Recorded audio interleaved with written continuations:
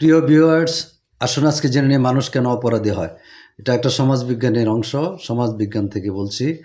মানুষ অপরাধী হয় পারিবারিক নৈতিক শিক্ষার অভাবে। মানুষ অপরাধী হয় অপরাধ জগৎ তথা খারাপদের সাথে সঙ্গ দিলে। মানুষ অপরাধী হয় সুশিক্ষার অভাবে। মানুষ অপরাধী হয় বেকারত্বের কারণে।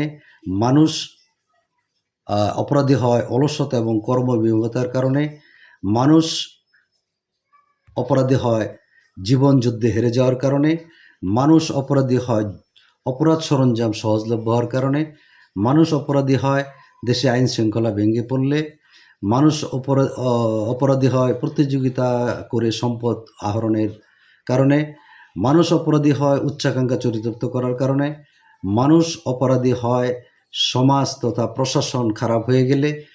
মানুষ অপরাধী হয় অবৈধ টাকা অথবা টাকার দৌরাত্ম্যের কাছে হেরে গেলে। মানুষ অপরাধী হয় প্রতিশোধের নেশায়। মানুষ অপরাধী হয় অবৈধ টাকা এবং টাকার দৌরাত্ম্যের কাছে হেরে গেলে। মানুষ অপরাধী হয় মাদক এবং নেশায় আসক্ত হলে। মানুষ অপরাধী হয় কারো হাতের পুতুল হয়ে গেলে।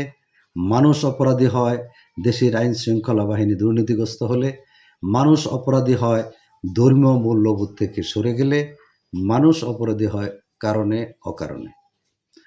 আপনি যদি ভিডিওটি ভালো লাগে তাহলে কমেন্টসে জানিয়ে দিবেন। আর যদি আমার চ্যানেলে দেখে থাকেন জান টিভি 1841, তাহলে আমার চ্যানেলটি সাবস্ক্রাইব করবেন। সকলকে আমার ভিডিওটি দেখার জন্য ধন্যবাদ। আসসালামু আলাইকুম।